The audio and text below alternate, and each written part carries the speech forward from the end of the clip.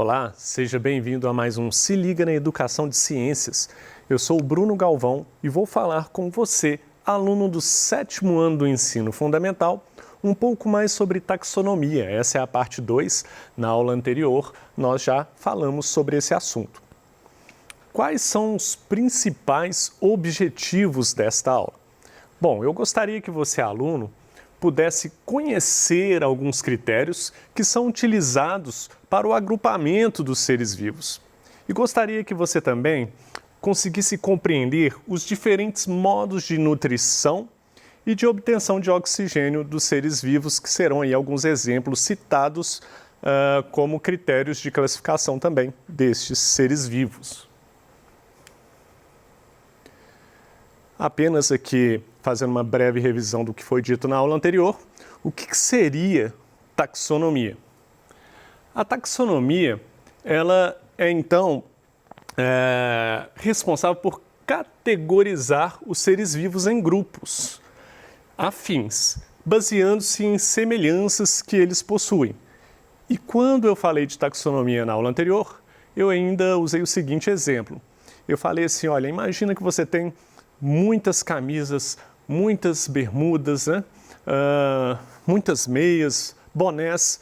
E se você guardar isso tudo dentro de uma única gaveta, vai ficar difícil de achar quando você quiser achar aquela bermuda específica daquela cor ou aquela blusa. Então, você costuma dividir por gavetas, de forma que isso vai deixar mais organizado. Além disso, eu vou completar hoje com mais alguma informação sobre essa ideia. Se você tiver lá centenas de blusas, mesmo que você coloque elas na mesma gaveta, ainda seria interessante ter outros critérios para organizar essas blusas. Por exemplo, por cor. Então você deixará as camisas amarelas próximas umas das outras, as azuis também próximas umas das outras. Então esses critérios de classificação vão te ajudar a organizar e identificar rapidamente esses conjuntos de roupas, e isso vai facilitar muito na hora que você for precisar de usá-las.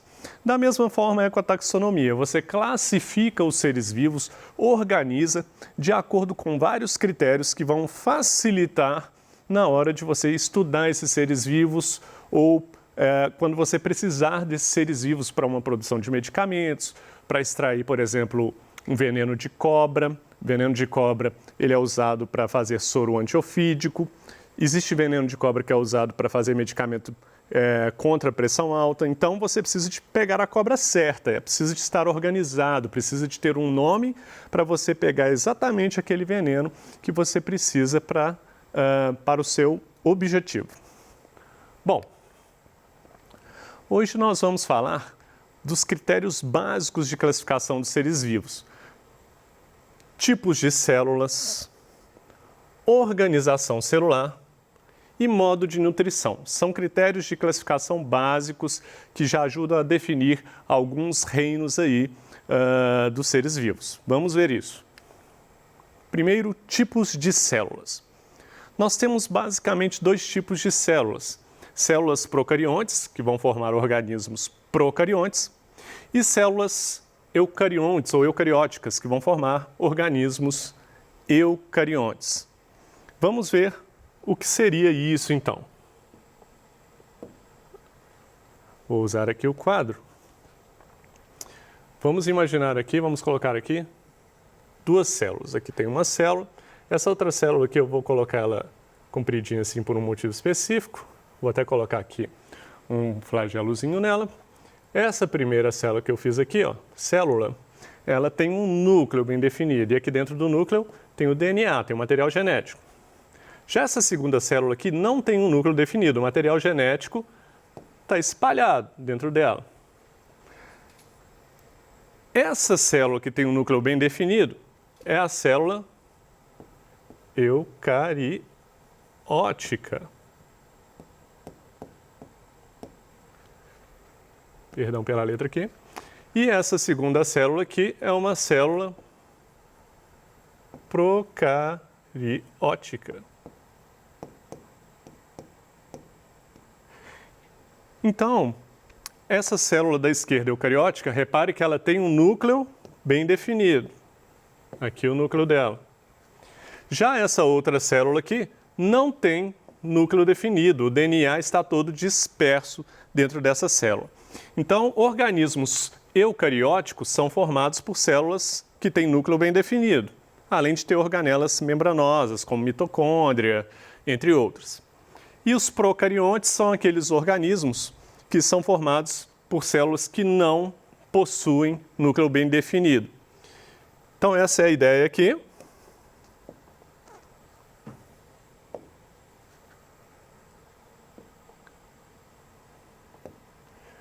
Bom, sabemos agora o que são os tipos de células. Vamos ver o que são esses organismos procariontes. As células procariontes, então, elas não possuem núcleo e organelas membranosas, como eu disse. Temos como exemplo bactérias. As bactérias são organismos procariontes.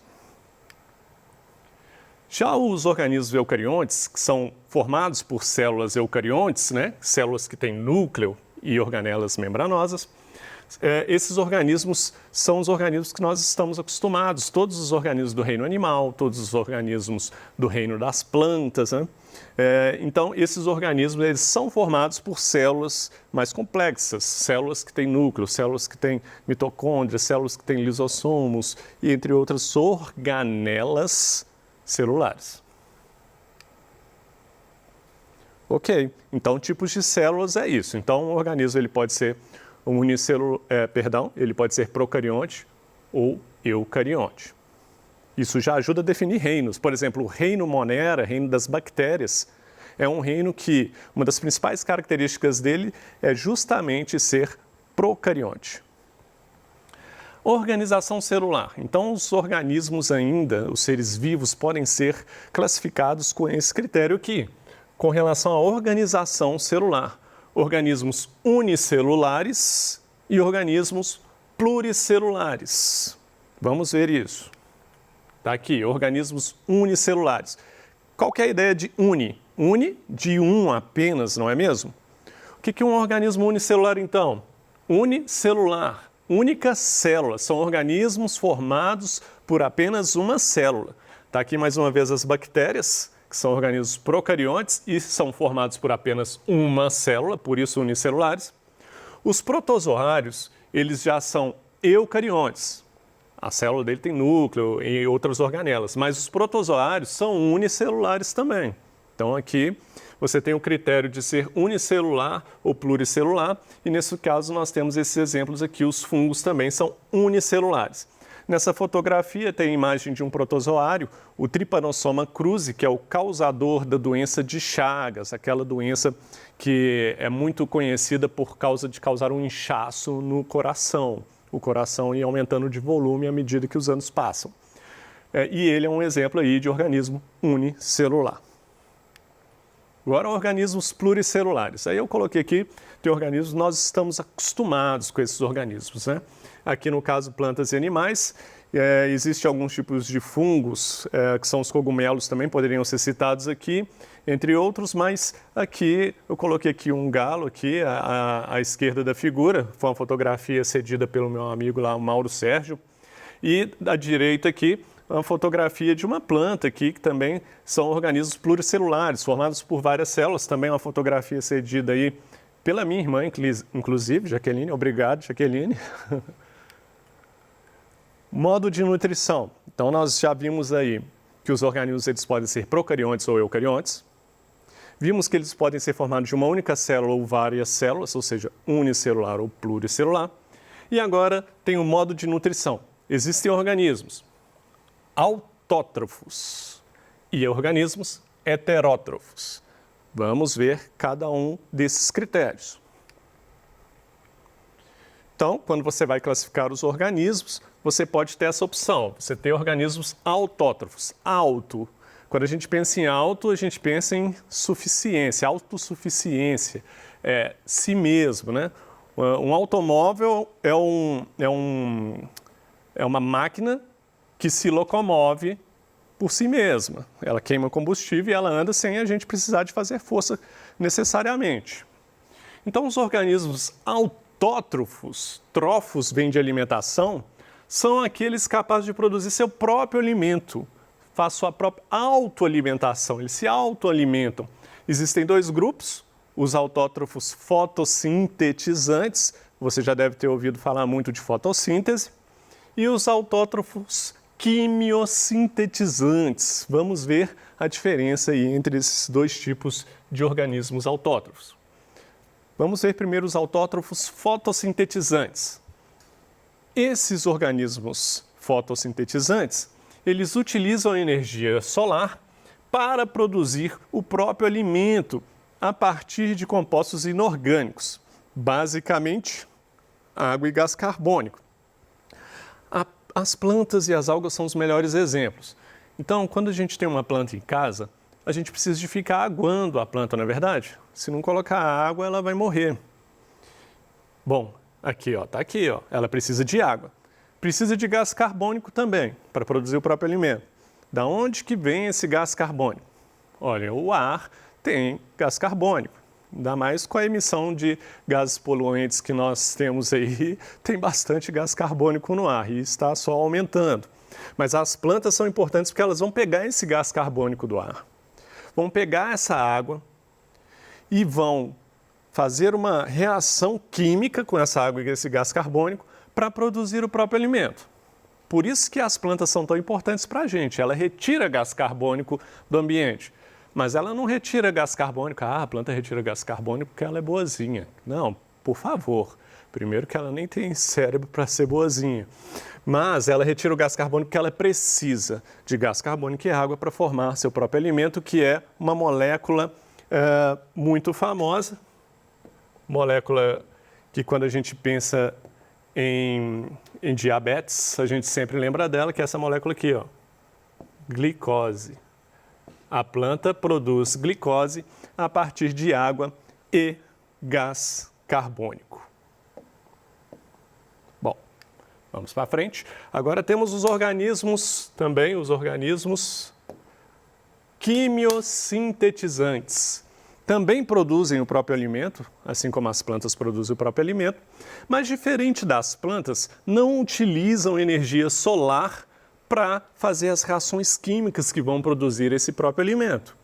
Eles vão utilizar energia proveniente de reações químicas entre compostos inorgânicos. Inorgânico é tudo que não é orgânico. Por exemplo, ferro é inorgânico, níquel, entre outros elementos químicos. A ideia é a seguinte: orgânico você sempre pensa que foi originado de organismos vivos, por isso a ideia é orgânico, de organismo.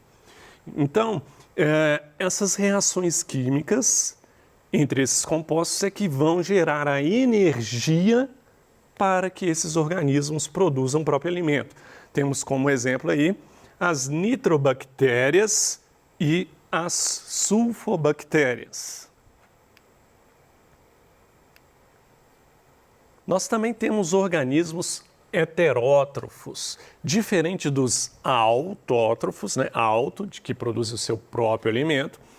Os heterótrofos não são capazes de produzir o próprio alimento.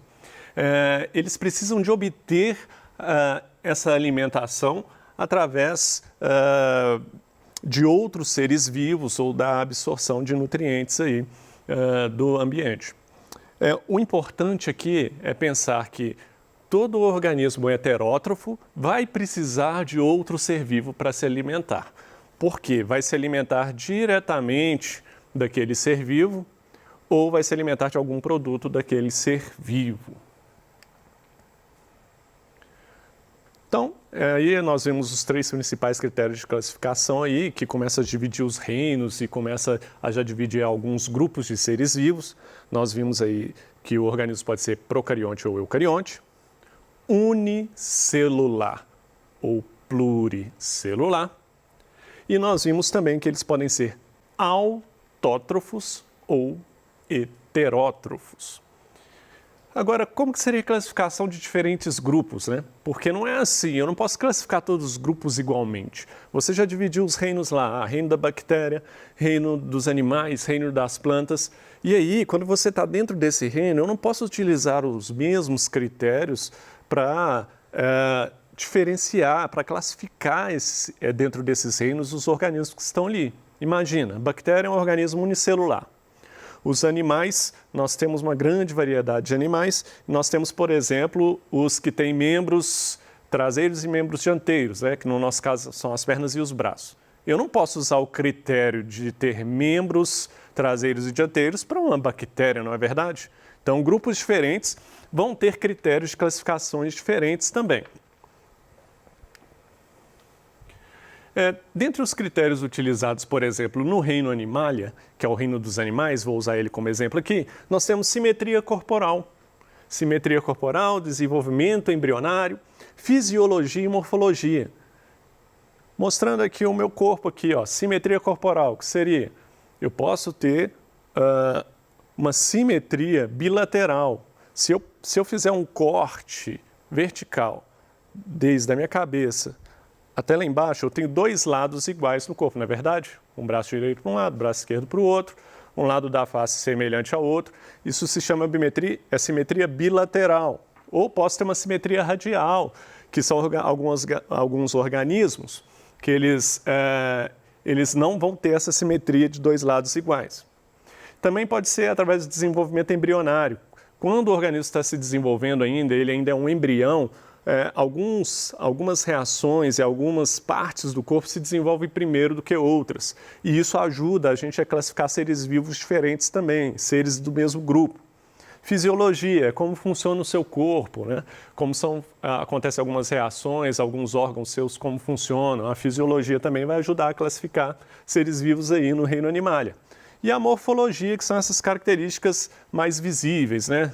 Tem 5 dedos, tem polegar opositor, é um quadrúpede, ou então, não, tem asas, enfim, isso é morfologia. Outro critério de classificação que é usado no reino dos animais, no reino ao qual nós pertencemos, é um critério fisiológico aqui, eu vou usar ele como exemplo, que é o tipo de respiração. Só para você ter uma ideia aí de critérios aí mais específicos utilizados para classificar grupos. E aqui eu estou falando dentro dos grupos dos animais. Um tipo de respiração, por exemplo, que é a difusão simples. A difusão simples, a respiração cutânea, respiração branquial, respiração traqueal, respiração pulmonar. Então, um tipo de respiração é um dos critérios utilizados lá dentro do reino animal para separar alguns grupos. Por exemplo, difusão simples, poríferos. O que são os poríferos? Esponjas do mar. As esponjas do mar, elas não têm órgão específico para respirar. Ocorre uma difusão simples. O oxigênio que está lá na água, que as esponjas do mar, lembrando que é do mar, né? Está lá na água. Então, esse oxigênio ele vai passar diretamente para dentro das células de uma esponja do mar, sem precisar de um órgão assim específico. Elas não têm esse órgão. Respiração cutânea. Um dos exemplos bem conhecidos são dos anfíbios. É o caso dos sapos, né, e das salamandras.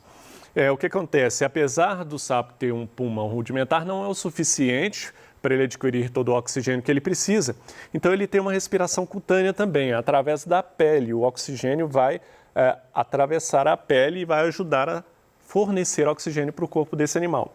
Respiração branquial, super conhecida por causa do grande grupo dos peixes, né? Que tem aquelas brânquias aqui nas guelras, né? Que são aqueles cortes laterais nos peixes. Ali dentro ele tem as brânquias que vão retirar oxigênio da água.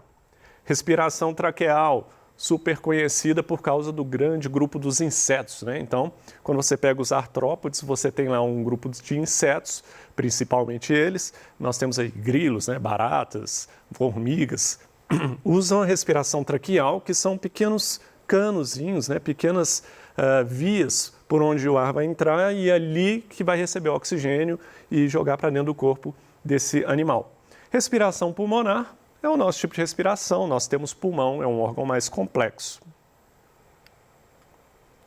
E quais foram, então, os pontos principais dessa aula? Foi, basicamente, saber alguns critérios de classificação, tipos de célula, organização celular e nutrição, e vimos aí alguns critérios de classificação em diferentes grupos, principalmente eu dei exemplo aqui com o reino Animalia para você ter uma noção de como são classificados os seres vivos. Bom, então esses foram os pontos principais dessa aula, no mais eu desejo a você bons estudos.